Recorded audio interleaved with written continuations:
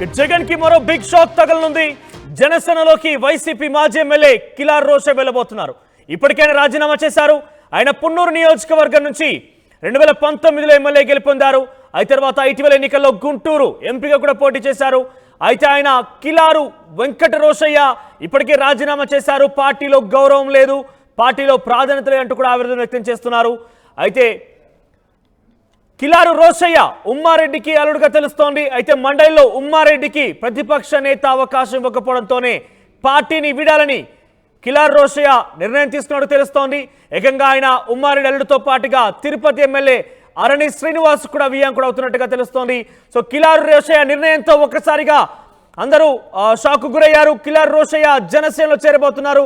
పవన్ కళ్యాణ్తో కలిసి ఆయన జనసేనలో చేరబోతున్నట్టు తెలుస్తోంది. వైసీపీ మాజీ ఎమ్మెల్యే కిలారు రోషయ్య జనసేనలో చేరబోతున్నారని ఒక వార్త రావడంతో వైసీపీ మొత్తం కూడా షాక్ గురయ్యారు. జగన్కి ఇది ఒక మరో షాక్ అని చెప్పొచ్చు. ఇప్పటికే ఆయన రాజీనామా చేశారు. త్వరలోనే పవన్ కళ్యాణ్తో భేటీ అవుతారు. పవన్ కళ్యాణ్తో భేటీ అయి జనసేనలో ఆయన చేరబోతున్నారు. 2019 పున్నూరు నియోజకవర్గ ఎమ్మెల్యేగా ఆయన ప్రాతినిధ్యం వహించారు.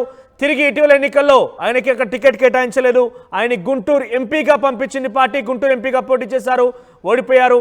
ప్రస్తుతం ఆయన వైసీపీలోనే కొనసాగుతున్నప్పటికీ గౌరవం లేదు, తనకి ఎటువంటి మర్యాద దొరకడం లేదు, ఈ పార్టీలో తనకి సముచిత స్థానం కల్పించడంటూ కూడా ఆవేదన వ్యక్తం చేశారు. ఇక ఉమ్మారెడ్డికి మండలిలో శాసన మండలి పక్ష నేతగా అవకాశం ఇవ్వకపోవడంతో మండలిలో ఉమ్మారెడ్డి ఎమ్మెల్సీగా ఉన్నారు ప్రస్తుతానికి. ఉమ్మారెడ్డి అల్లుడు ఈ కిలారు రోషయ్య అయితే తన మామకి ప్రతిపక్ష నేతగా అవకాశం ఇవ్వకపోవడంతో ఒక్కసారిగా ఆయన ఈ నిర్ణయం తీసుకున్నట్టు తెలుస్తోంది. ఇక దీంతో పాటుగా తిరుపతి ఎమ్మెల్యే అరణి శ్రీనివాస్ కూడా కిలారు రోషయ్య వియంకుడు అవుతున్నట్టు తెలుస్తోంది. సో జగన్కి ఇది ఒక బిగ్ షాక్ అని చెప్పొచ్చు. ఇక మొదలైంది ఇక ఒక ఫిరాయింపుల పర్వం, దీంతో ఆరంభమవుతోంది. ఇక అంతం ఏ రకంగా ఉండబోతుందో చూడాల్సిన అవసరం అయితే ఉంది. ఎస్, మనతో పాటుగా రాజేష్ జాయిన్ అవుతున్నారు. ఎస్ రాజేష్, సో నాకు తెలిసి బహుశా ఇది మొదటి చేరిక, జనసేనలోకి వెళ్ళబోతున్నారు. సో కిలారు రోషయ్య ఎందుకు నిర్ణయం తీసుకోవాల్సి వచ్చింది అంటే వైసీపీ శ్రేణులు చాలా పకడ్బందీగా తమ నాయకులు కాపాడడానికి ప్రయత్నం చేస్తున్నప్పటికీ కిలారు రోషయ్య నిర్ణయం వెనుక కారణం ఏంటి? అంటే కిలారు రోషయ్య వాస్తవంగా ఎన్నికల ముందు ఆయన అసంతృప్తితో ఉన్నారు. తనకు పొన్నూరు సీటు ఇవ్వకోకుండా ఆయన్ని గుంటూరు ఎంపీగా పోటీ చేయమన్నప్పుడే కొంత అసంతృప్తి ఉన్నప్పటికీ తన మామ ఉమ్మారెడ్డి వెంకటేశ్వర్తో పాటు జగన్ నచ్చజెప్పడంతో ఆయన గుంటూరు ఎంపీగా అయిష్టంగానే పోటీ చేశారు. అయిష్టంగా పోటీ చేసిన తర్వాత ఆయన పెమ్మసాని చంద్రశేఖర్ చేతిలో ఓడిపోయారు. ఈ నేపథ్యంలో నిన్న కార్యకర్తలతో ఆత్మీయ సమావేశం పెట్టుకున్నటువంటి కిలారు రోషయ్య పార్టీకి రాజీనామా చేస్తున్నాను, పార్టీలో తనకి తగిన గుర్తింపు దక్కలేదు, తాను పొన్నూరు నియోజకవర్గాన్ని అభివృద్ధి చేస్తే అక్కడ ప్రజల మన్నలు పొందితే తీసుకొచ్చి ఎంపీగా పోటీ చేయించారు.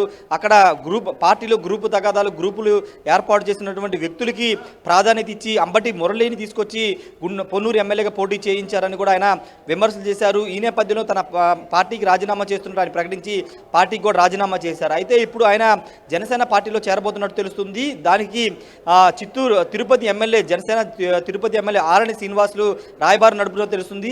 ఆరణి శ్రీనివాసులు అదేవిధంగా కిలారు రోషయ్య స్వయాన వియంకులు, వీళ్ళిద్దరూ కూడా వియంకులు కావడంతో ఆరణి శ్రీనివాసులే కిలారు రోషయ్యని జనసేన పార్టీలోకి తీసుకున్నట్టు తెలుస్తుంది. దానిలో భాగంగానే పవన్ కళ్యాణ్తో కూడా పార్టీ నేతలతో కూడా చర్చించినట్టు తెలుస్తుంది. అయితే ఉదయమే పవన్ కళ్యాణ్ ఆరణి శ్రీనివాసులు అదేవిధంగా కిలారు రోషయ్య కలవాల్సి ఉన్నప్పటికీ అపాయింట్మెంట్ ఉన్నప్పటికీ పవన్ కళ్యాణ్ కలవలేదు. పవన్ కళ్యాణ్ ప్రస్తుతం అసెంబ్లీకి వచ్చేశారు కాబట్టి మధ్యాహ్నం అసెంబ్లీ అయిన తర్వాత క్యాబినెట్ మీటింగ్ ఉంది. క్యాబినెట్ మీటింగ్ అయిన తర్వాత ఆయన పార్టీ కార్యాలయం వెళ్తారు కాబట్టి అప్పుడు సాయంత్రం 4 తర్వాత ఏమైనా కిలారు రోషయ్య పవన్ కళ్యాణ్ కలిసే అవకాశం కనబడుతుంది.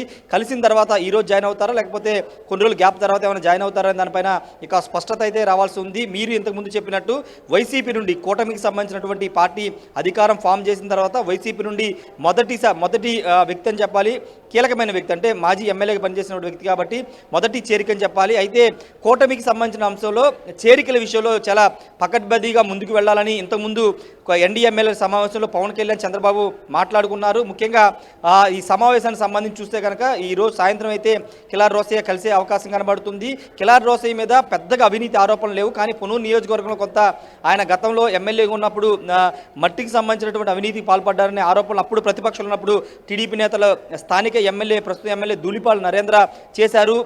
ఇప్పుడు ఎంపీకి ఉన్నటువంటి పెమ్మసాని కూడా పొన్నూరు నియోజకవర్గంలో మట్టి మాఫియా నడిచిందని ఆయన కూడా విమర్శలు చేశారు. కాబట్టి అవి పెద్ద అవినీతి అవినీతి తప్పితే పెద్దగా కిలార్ రోసయ్య మీద అవినీతి ఆరోపణలు లేవు. ఈ నేపథ్యంలో పూర్తిగా అవినీతి ఆరోపణలు లేని వ్యక్తులనే తీసుకుంటూ అన్ని చూసిన తర్వాత తీసుకుంటామని అటు టీడీపీ ప్రభుత్వంలో ఉన్నటువంటి బీజేపీ కావచ్చు, జనసేన, టీడీపీలు ఏవైనా కూడా అవినీతి మరకున్నటువంటి ఆ బురద మేము రాసుకోలేము, వారెవరు కూడా చేర్చుకోవాల్సిన అవసరం లేదు, మేము చాలా కాన్ఫిడెంట్గా ఉన్నాం, ఆ ప్రభుత్వం ముందుకెళ్తోంది, ప్రజాప్రభుత్వం అంటూ వాళ్ళు చెప్పుకొచ్చారు. సో కిలార్ రోసయ్యకి అంత ఈజీగా గ్రీన్ సిగ్నల్ ఇచ్చే అవకాశం ఉందా పార్టీ చేరిక అంశంపై?